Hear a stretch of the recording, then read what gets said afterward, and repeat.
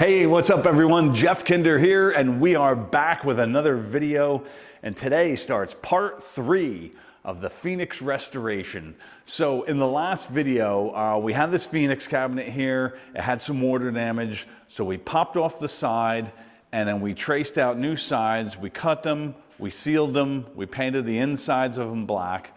So now what we need to do is we're going to take one of the sides and lay it down on top of the old side, and then we're going to drill all of the carriage bolt holes, I can't say that word right, carriage bolt holes.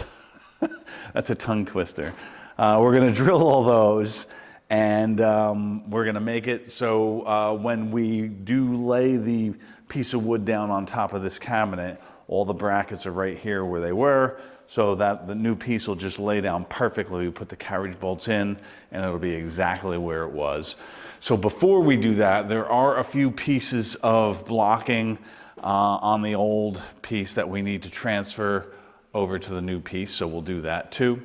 And then earlier in the week, I got my shipment of laminate in, wood grain laminate, to match the wood grain on the Centuri cabinet. So I have that in the other room, so why don't we just walk over in the other room and take a look at that real quick.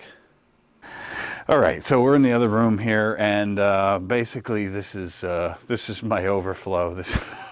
These are the machines that don't fit in my house, so I just slowly, one by one, fill up my parents' basement until they say something. But yeah, so anyway. Here's the laminate I got, and there's a Phoenix, the side. So I don't know how well that's translating on video. It's hard because there's a lot of glare going on because there's a lot of lights in this room. But I mean, looking at it, it looks really, really close. I'm going to say like a 99.5% close. So I'm happy with it. It's good. So yeah, we're gonna go with this laminate for the Phoenix cabinet, and I have a couple other Centuri cabinets that I'm working on. So I actually bought 6 sheets of this stuff. One cabinet takes 2 sheets with some leftover. But yeah, so that's what we're doing. So let's go back in the garage and we'll get the camera set up and figure out what we're gonna do. All right, so I think what I want to do first is drill those carriage bolt holes. So I am going to put the pieces of wood on the sawhorses here, get them lined up just right, and drill those holes.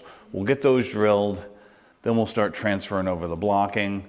Once that's all done, then we'll pop it on here, and then stand up the cabinet, turn it over onto its other side, and just do the same thing on the other side.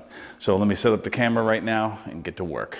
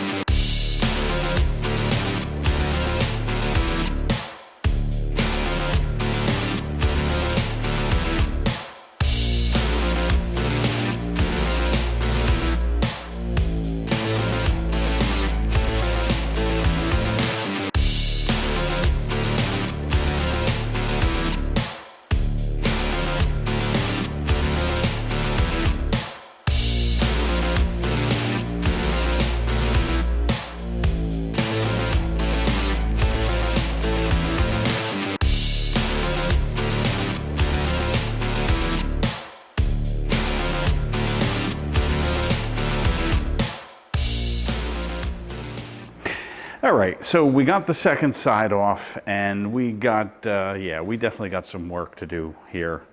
So the top is good, you know, that's where it needs to be. Just need to put a little piece of blocking in there, that's good. This section is all good in here, that's where it needs to be. It's connected there. Just need to Put the screws in there. There's no blocking or anything for that. But this whole area here was all falling apart before I even took the cabinet apart.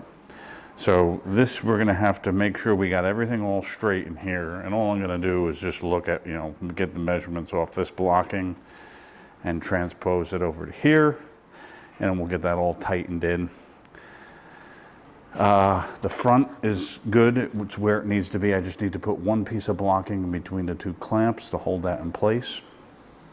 And then here, this is the section here. So you could see water damage coming all the way up to here. This piece was just kind of free floating. It wasn't in there well. All this blocking was all coming off. The bottom piece, the bottom plate is kind of all warped because it's plywood, but it took on a lot of water. And obviously this back piece here took on a lot of water. So I am going to replace this piece, the bottom piece, and this back piece. Now this piece, and this piece are particle board, and the bottom is plywood. So I'm gonna start by doing that. I'm gonna get some measurements off these pieces, cut everything that I need, and then assemble. I'll probably put the bottom on first, and put the side on, then put this little piece here, and get that all where it needs to be before I do anything else, because this really needs a lot of attention here because it was in such bad shape. So that's what we're going to work on right now. I'm going to set up the camera, start taking some measurements, and start cutting some wood.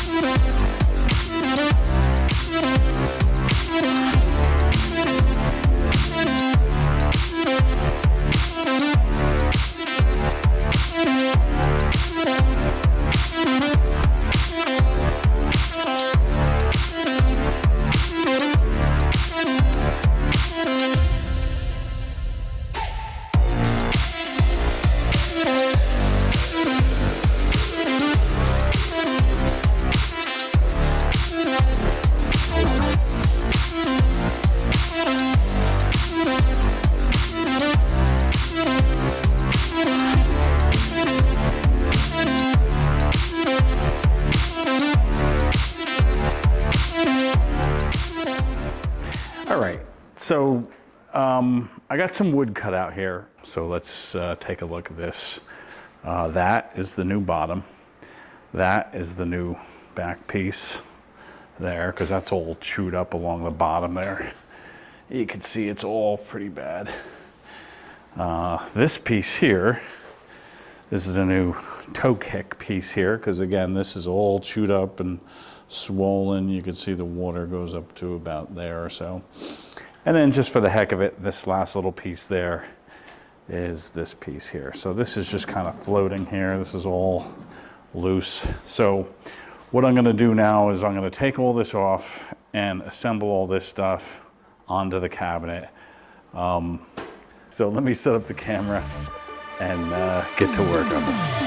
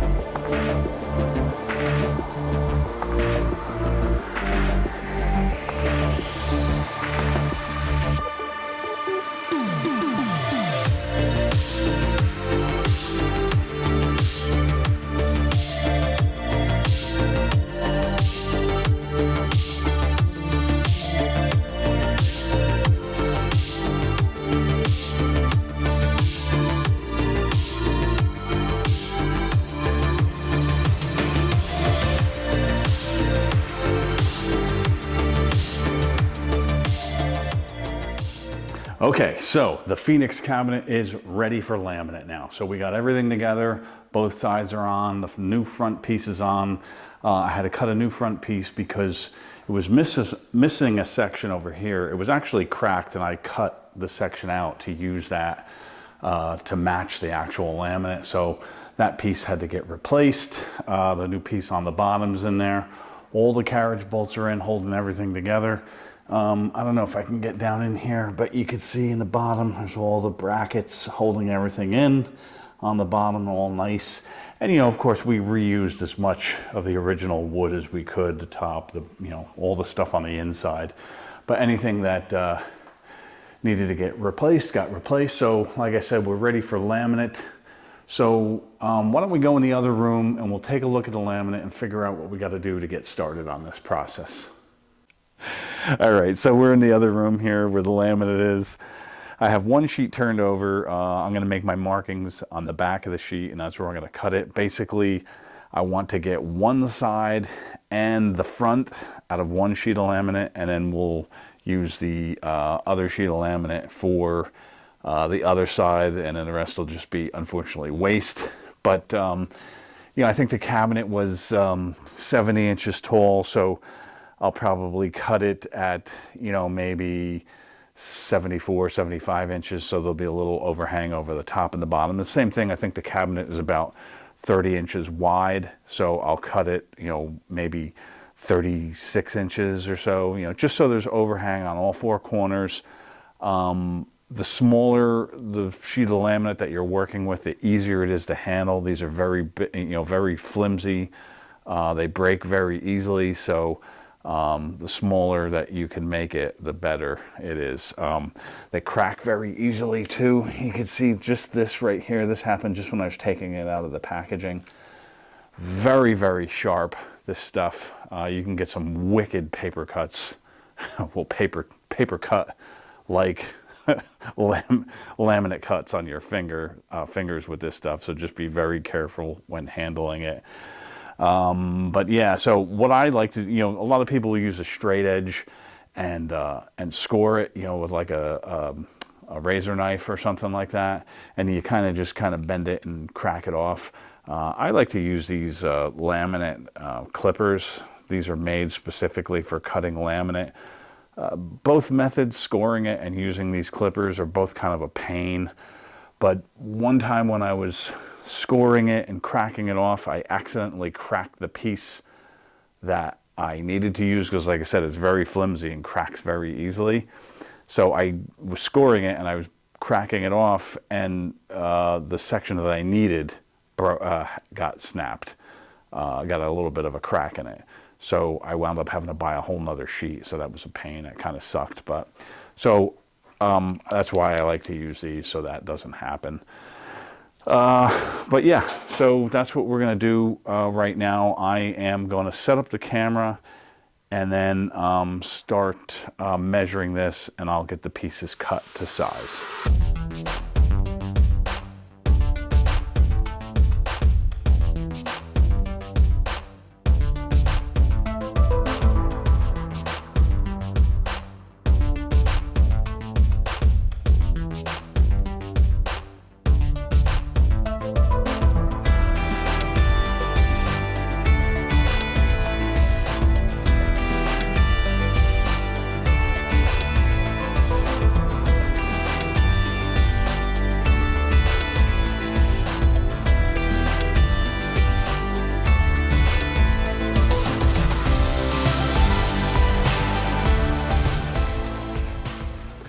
Okay, so I'm back in the garage here. I got the laminate all set up here. I got it cleaned of all dust and dirt and everything like that.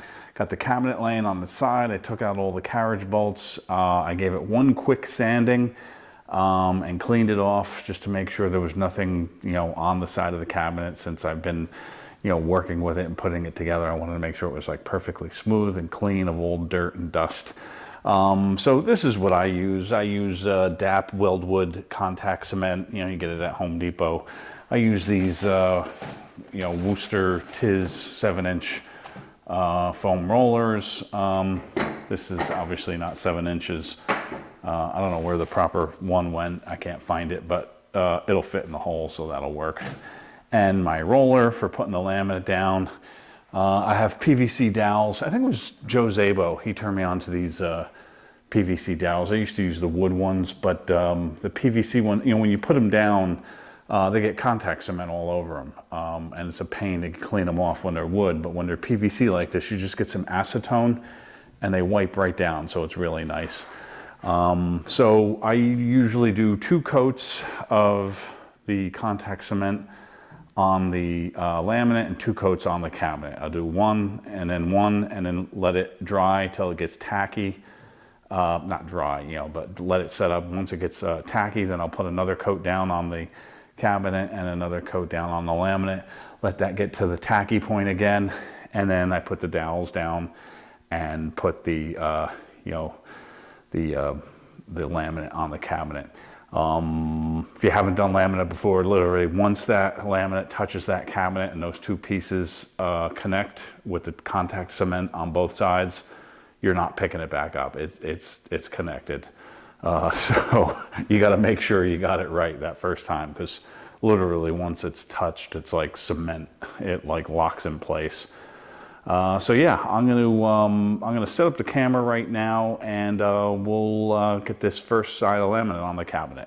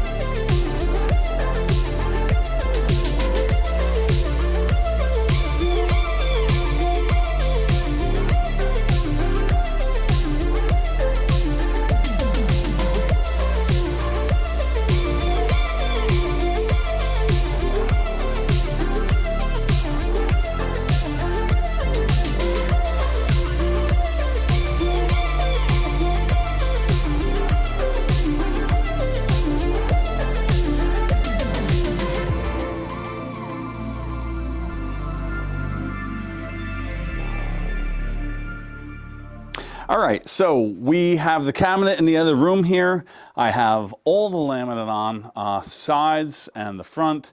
On the bottom toe kick there, I have a piece of black vinyl, satin vinyl to cover over that.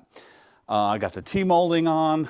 All the carriage bolts have been ground down of all their rust and then repainted, so they came out nice.